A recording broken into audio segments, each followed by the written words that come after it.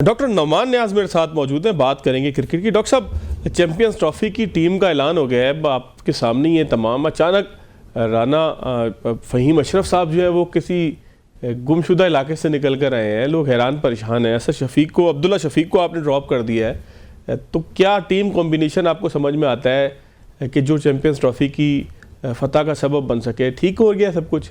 अच्छा जी, सबसे पहले तो thanks for having me on your show. Pakistan की जो टीम अनाउंस हुई है वो अगेन एज यूजुअल रिफ्लेक्ट करती है आपके सिस्टम पे, और ये सिस्टम अब तो प्यूट्रेड हो गया है, बिल्कुल ही तबाह बर्बाद हो चुका है। रिफ्लेक्ट करती है कि मेरिट का आप कैसे गला घोंटते हैं, रिफ्लेक्ट करती है कि आपने कैसे अनफॉर्चुनेटली और रिग्रेटेबली कि आप मॉडर्न क्रिकेट के टूल्स को इंटीग्रेट नहीं कर सके, अपने स्ट्रक्चर को, इंफ्रास्ट्रक्चर को जो है मॉडर्नाइज नहीं कर सके, और आपके पास state of the art players नहीं है। टीम का कोई बैलेंस नजर नहीं आता। आपने इस टीम में एक ओपनर है जो स्पेशलिस्ट ओपनर है, और वो भी फखर जमान। यस, फखर जमान एक गेम चेंजर है, एक वाइट बॉल का बेहतरीन बैटर है और एक मैच विनर है, लेकिन उसको आपने अपनी ईगो की वजह से डिसिप्लिन करने के चक्कर में ना आप जिम्बाब्वे लेके गए, ना ऑस्ट्रेलिया, ना साउथ अफ्रीका, और अब आप उसको डायरेक्ट चैंपियंस ट्रॉफी में लेके आ रहे हैं, क्योंकि साइम अयूब जो आपका ऑब्वियसली एक्स्ट्राऑर्डिनरी एक टैलेंट सामने आया, वो अनफिट हुआ। सो वो भी अभी इंटरनेशनल क्रिकेट रिसेंटली नहीं खेला हुआ फखर। बाबर आजम से आप ओपन कराना चाह रहे हैं। बाबर आजम से आप अगर ओपन करवाएंगे, Babar Azam is one of the generational talents, हम मानते हैं, लेकिन for the last year and half उनको मसाइल का सामना है और उनकी परफॉर्मेंस कोई इतनी अच्छी रही नहीं है, क्योंकि उन्होंने 2-3 50 की है साउथ अफ्रीका में।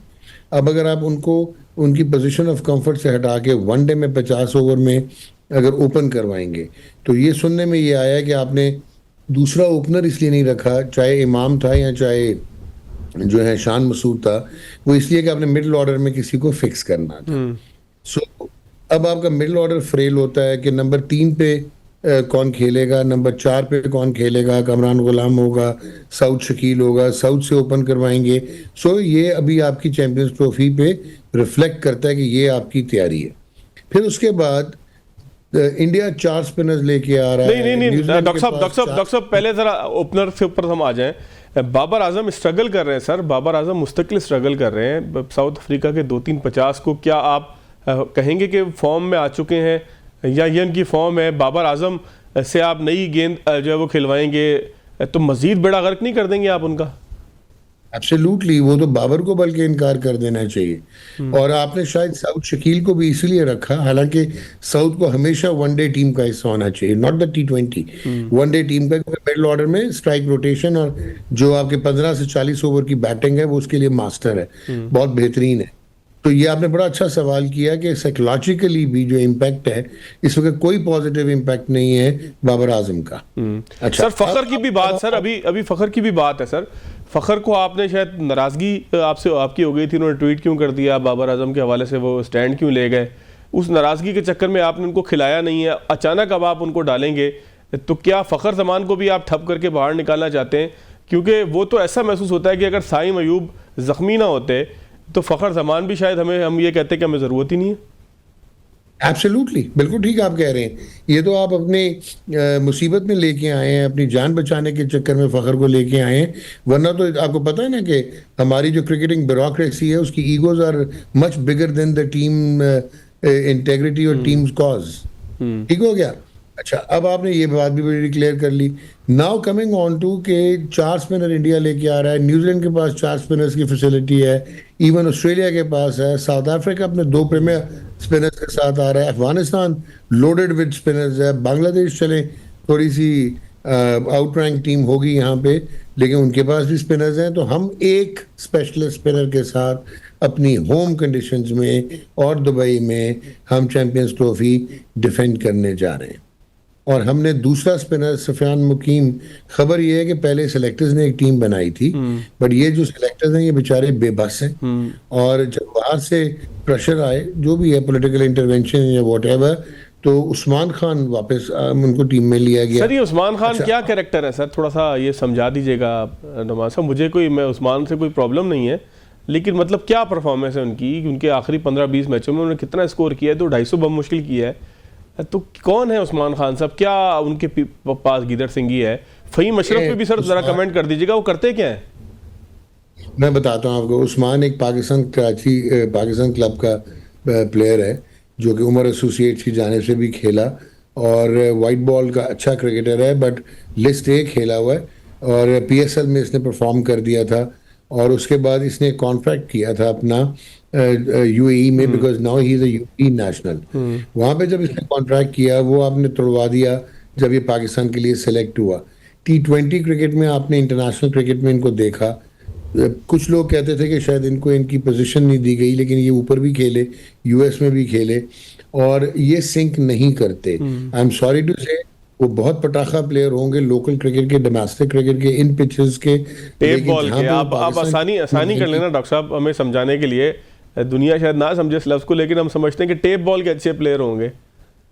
हाँ, और दूसरा मेरा नहीं ख्याल है कि वो इंटरनेशनल क्रिकेट में सिंक करते हैं एज ए बैट्समैन। अच्छा, अब क्योंकि रिजर्व विकेट कीपिंग हमने करवाई, हसीबुल्लाह इंजर्ड हो गए, कुछ लड़कों के साथ हमारी, आपको पता ना कि वो ग्रुपिंग होती है, तो हम उनको नहीं खिलाना चाहते।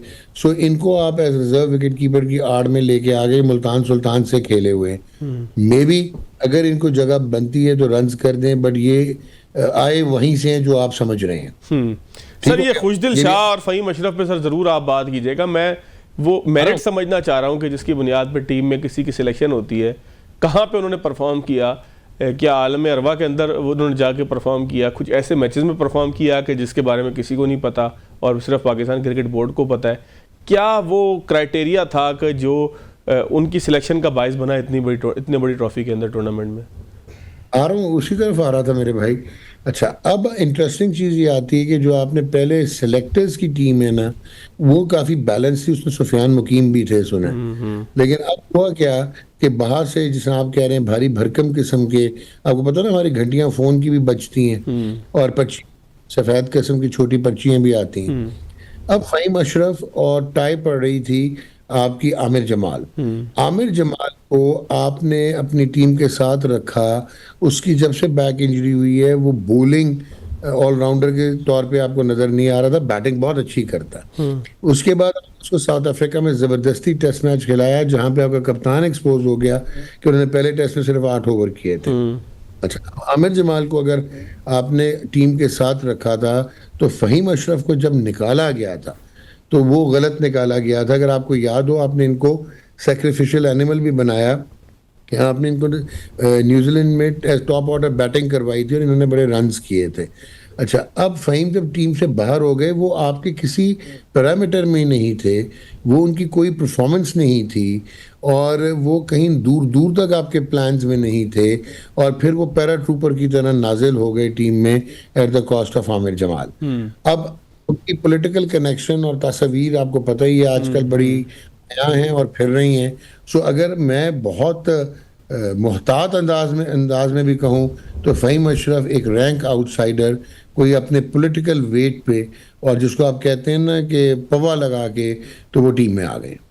अब आते हैं आप खुशदिल शाह की। सर खुशदिल शाह T20 और लिस्ट ए, वो जब पाकिस्तान ने खेला था उसने लिस्ट ए में 800 किए हुए और लंबे लंबे छक्के मारता था। फिर आपने उसको T20 क्रिकेट में फिनिशर बनाना चाहा, उसकी बॉलिंग यूज करने की कोशिश की, सो मच सो वो इतना आउट ऑफ फॉर्म हुआ कि इंग्लैंड के अगेंस्ट से वो लास्ट खेला गालिबन 2023 में 22-23 में, तो कराची में उसको डेरोगेटरी नारे लग गए क्राउड की तरफ से और खुशदिल शाह बाहर हो गया।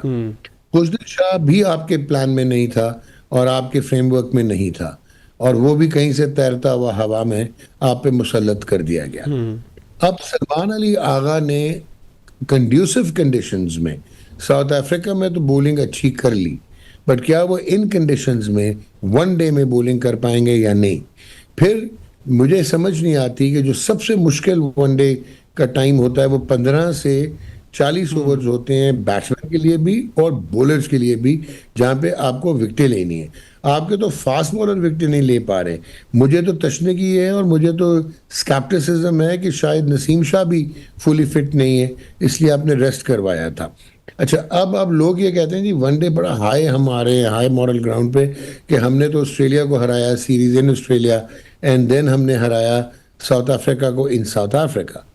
यार मेरे भाई, वहाँ पे एक्स फैक्टर साइम अयूब, और ऑस्ट्रेलिया में कंड्यूसिव कंडीशंस में extraordinary bowling bye Haris Rauf, और साउथ अफ्रीका में अगेंस्ट साइम अयूब, और ब्रिलियंट परफॉर्मेंस एक मैच में हो गई शाहीन की, एक मैच में सलमान अली आगा की। तो इंडिविजुअल ब्रिलियंस में आप ये जीत के आ रहे हैं, और वो एक्स फैक्टर अब आपके साथ नहीं है।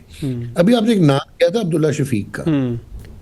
पहले तो इतनी क्रिकेट खेला नहीं हुआ था, तो आपने उसको इंटरनेशनल क्रिकेट खिला दी।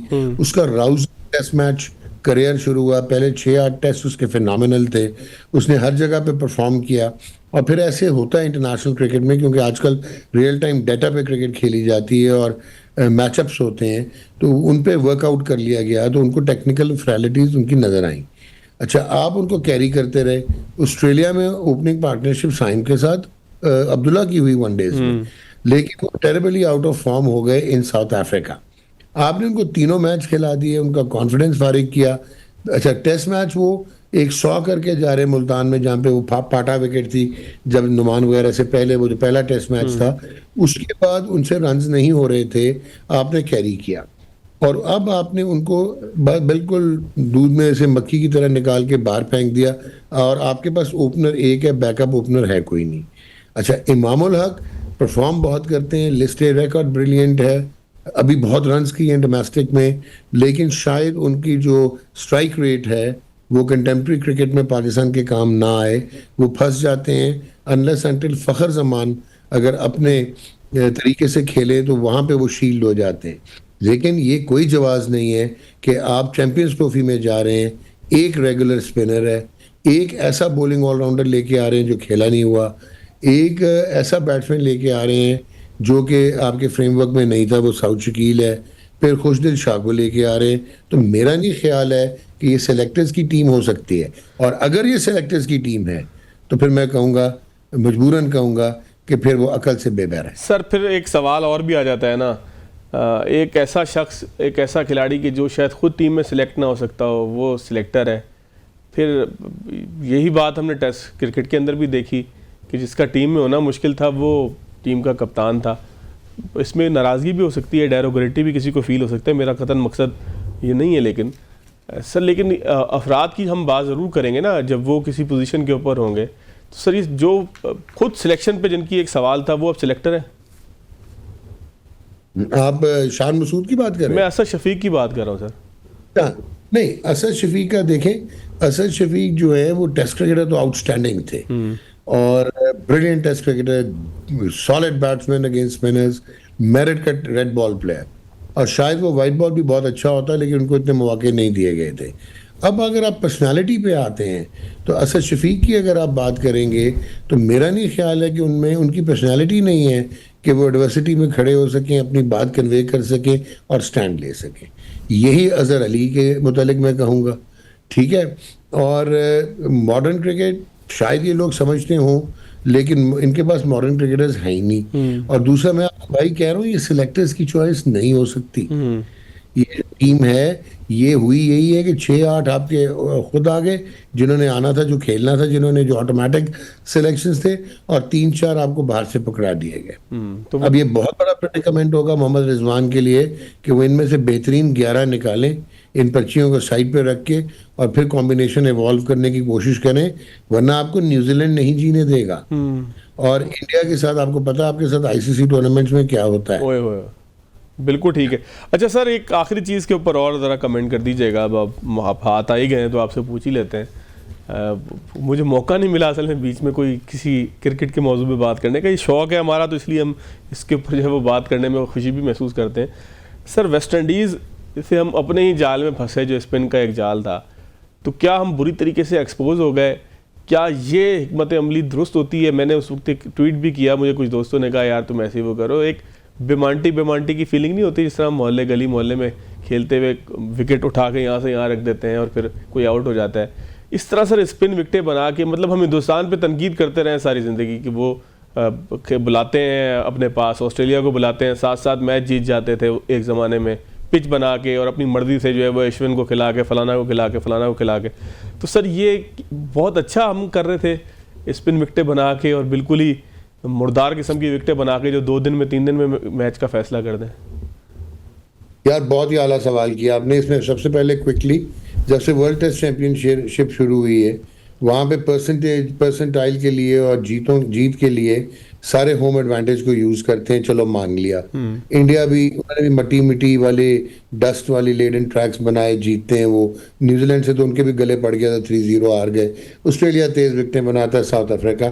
ये तो एक काउंटर आर्गुमेंट है, लेकिन उनके पास ऐसे प्लेयर्स हैं जो कि टेलर्ड मेड पिचेस पे अपने घर में, बैकयार्ड में भी खेल सकते हैं, और जब उनको अपॉर्चुनिटी मिलती है प्रोग्रेस करते हैं, वो ऑफशोर भी खेलते हैं। आपके साथ ये है कि आपके प्लेयर्स को स्पिन खेलना ही नहीं आता, बैट्समैन को, मां सवाए एक साउथ शकील है जो ब्रिलियंट है, और एक आपके पास जो है वो है अपना मोहम्मद रिजवान।